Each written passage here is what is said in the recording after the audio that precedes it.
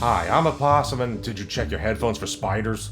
We're talking about 28 years later today, a sequel to 28 Days Later, made 23 years later, and 28 Days Later was hard to find until recently due to disputes over the distribution rights. But now you can stream on Amazon Prime or Pluto TV, and I only mention this because the YouTube algorithm will bury this video if I don't mention a product, like what happened with my review of the How to Train Your Dragon remake, which none of you watched. 28 Days Later is a low-budget horror film from 2002 about a viral outbreak that turns people into zombies who run around and scream a lot. It was directed by Danny Boyle and starred Cillian Murphy 21 years before he played Oppenheimer.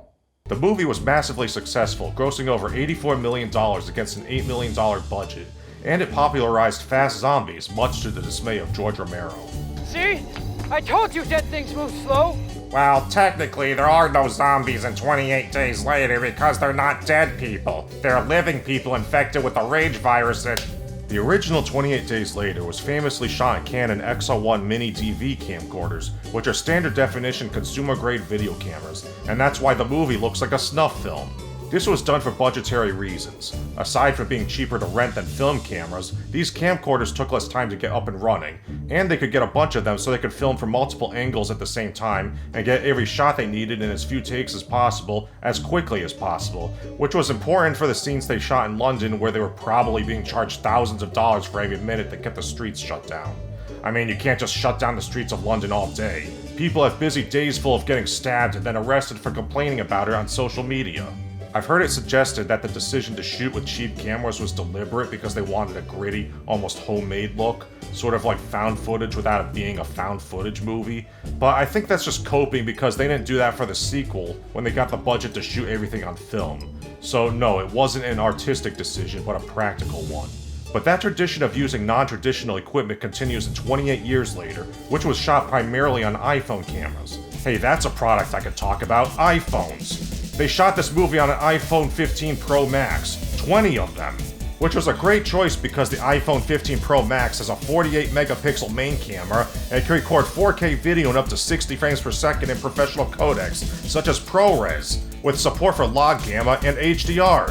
You don't know what that means, huh? Wow. Buy an iPhone and watch Disney Plus, Amazon Prime, and Netflix on it. Say, Possum, tell about the What's iPhone that, 16 Tim Pro Cook? Max. I'll Oh, give there's you a lot actually of an money if you iPhone do 16 Pro Max now, which is even better. It has over 27 hours of battery life, so you can watch Disney Plus all day and all night, and shop on Amazon for compression socks, and post photos of your latest purchase on Instagram. But seriously, I don't know why they did this. This is a $75 million movie. They didn't need to shoot it on iPhones.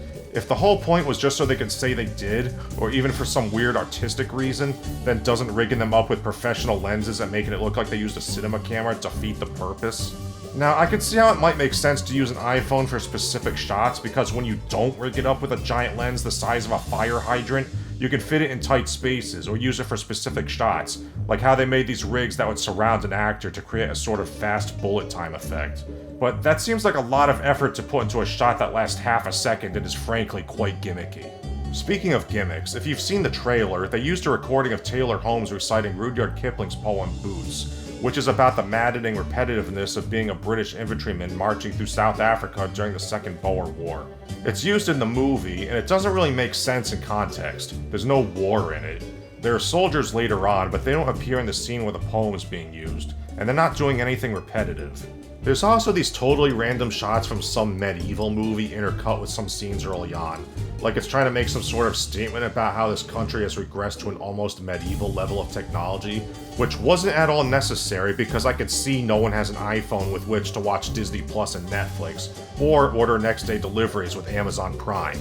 It feels like they had a bunch of ideas they thought would be cool, but don't add up to anything meaningful when combined together into a single movie. All this combined with the gimmicky use of iPhones just draws attention to the filmmaking. If you want attention, you can just climb up to the top of Big Ben, light your hair on fire, and start repeatedly punching yourself in the crotch. Oh! Maybe someone will film it on their iPhone and make a documentary about it for people to stream on Disney Plus or Netflix. Weird directing decisions aside, let's talk about the story. I'll try not to spoil it. It takes place 28 years after the rage virus outbreak we saw in 28 Days Later, and the survivors have created a little community on a tiny island a short distance from the mainland. The people live in a borderline medieval-level society where they barely have electric lights. The first movie showed the collapse of society where things like radios and cars still existed, but nearly 3 decades later, there's no long-distance communication and everyone has to walk everywhere. These people can't depend on technology, so all they really have is each other, which ties into the themes of the importance of humanity and connections with each other as seen in the first movie. But now they don't have internet or any books that weren't written before the outbreak, so the pre-outbreak world is starting to become almost like a myth as the older generations start to die out, and the kids just have to go by what their parents tell them, and as we find out, they're not entirely reliable. But more importantly, the lack of technology means there aren't any obnoxious product placements despite this being a Sony movie. So no Amazon Prime, Disney Plus, or Netflix for these people. Our protagonist is a 12-year-old boy named Spike who has never known Nintendo, but more importantly, he's never known a world without the infection. He takes his sick mother on a quest to the mainland to find a doctor who can help her, but this doctor is a strange and mysterious outcast who remembers the old world, so it's like Spike's going on a quest to find a mythical wizard with ancient long-lost knowledge. Oh, and this movie totally ignores the first sequel 28 weeks later, which ended with the zombies arriving in France. The movie starts with text explaining the world managed to contain the outbreak in the UK, which is now one big quarantine zone, so I guess the entire second movie was retconned. Maybe they realized Paris is already an apocalyptic hellhole in real life. Anyway, I guess this is fundamentally a story about a kid being denied a chance at childhood and being forced to grow up after realizing the people he looked up to are kind of terrible. Alfie Williams, who played Spike, did a good job portraying a character who has to overcome not just the fear of death, but of loss, and who has his innocence stolen from him by a world which forces him to be violent and cruel. I mean, you could do worse when it comes to child actors. He gives a good performance. Everyone does, really. Everything feels real, and not just the acting. The little town feels lived in, the abandoned buildings look like abandoned buildings, it doesn't have that artificiality that a lot of bigger movies do.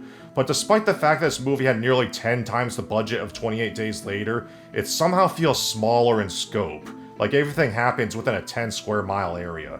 The entire UK is supposed to be quarantined, but we only see some forests, a gas station, a train, and some tiny buildings. I mean, not every story has to be an epic journey to faraway lands, but the first movie does a better job of selling the idea that this is a nationwide disaster, with a fraction of the budget and a fraction as many pieces. Oh yeah, there's a lot of nudity in this movie. Zombies just run around with their genitals flopping all over, and I think they're CGI because all the behind-the-scene photos show the zombies wearing Speedos. I wonder how much of the movie's budget went to that. And this one zombie, he was huge, like an elephant's trunk. He didn't even need to bite people, he could have just smacked people with that thing. And there's different kinds of zombies now. You have the regular ones, which we remember from the old movies. There's the fat ones that crawl around and eat worms. And there's these big leader zombies called alphas who have been mutated to be super strong and even more aggressive. There's this one scene where they're being chased by one and it's running at this really fast and steady pace, and you hear its loud thumping footsteps getting closer, and it reminded me of Attack on Titan for some reason. Speaking of Attack on Titan, there's something really weird about the ending, which I'm not going to spoil, but it might be just the biggest swing in tone I've ever seen in a mainstream movie. It goes from this sad and somewhat schmaltzy tone to this goofy, comically exaggerated schlock, where a bunch of new characters come out of nowhere and it feels like that movie Hardcore Henry. And it's clearly baiting a sequel which, from what I understand, is already in production, and I'm not looking forward to, because it's being directed by the same woman who directed The Marvels, the first movie I ever physically cringed at. And which you can watch right now on Disney+. Woo! Streaming service! Watch movies all day! Binge watch a TV show! Marvel! Star Wars! Disney! Everyone loves Disney and their products! Buy a subscription now! Buy tickets to Disneyland! Disney+! Disney+! I have to appease the YouTube algorithm by talking about Disney+. I love being a YouTuber. I get to show off my artistic vision to the world free of compromises to my integrity. Please put an ad here. After seeing people on Twitter who understood what the ending was referencing explain it, and let me just say I didn't understand the reference at first because I'm not up to date on my British pervert lore, the ending now makes even less sense and is even more baffling and now has me thinking this whole movie might be a troll. Like a big joke at the expense of the audience and the people who funded it. I'm still not gonna explain it because that would spoil it, but it's a reference to a certain extremely controversial figure from British television, and you would think I was joking if I told you.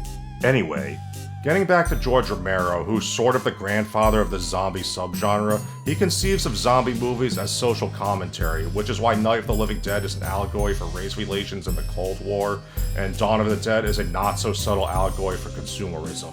But that's not what 28 Days Later is. 28 Days Later is less about politics and social issues, and more about the human condition in general, being full of religious symbolism and imagery, and having themes about the connections between people, the fear of being alone, and the horrible things you have to do to protect what you love, which in my opinion makes it a much more universal and timeless story than whatever pet social issue George wants to talk about at the moment. 28 Years Later is much the same way. It's not about some transient political issue that no one's going to care about in 20 years. It harkens back to classic tales of heroes going on dangerous quests to save loved ones, and it has a refreshing sincerity to it that's all too absent from this modern world of cynical movies which are so cynically made by cynical people, which you can watch now on Disney Plus and Netflix. I know I sounded really negative in this review, but I don't hate the movie. There's a lot of stuff I like, but there's also a lot of stuff I find questionable and which I feel holds the movie back from greatness. It feels like the type of movie made more for critics who enjoy obtuse symbolism and weird non-conventional filmmaking than one made for mainstream audiences who largely don't know and don't care that the movie was shot on iPhones and who just want to see a dumb zombie movie. And looking at the Rotten Tomatoes scores, that seems to be the case. For this reason, I don't know that I can recommend it to most people. Even after recently re-watching the first two movies, this isn't what I was expecting, and I think a lot of people might be disappointed by it. Oh, and this movie doesn't have the theme song. Alright, that's all I have to say about 28 Years Later. Now I have a challenge for my audience. In the comments below, tell me what you would do in a zombie apocalypse. And don't forget to like this video, subscribe if you're not already, and if you are, check my channel for videos you may have missed since YouTube doesn't always tell you when I upload. Leave a comment for the algorithm, and send me your fan art, and support me on Patreon. The links from the pinned comment. Buy an iPhone and subscribe to Disney Plus.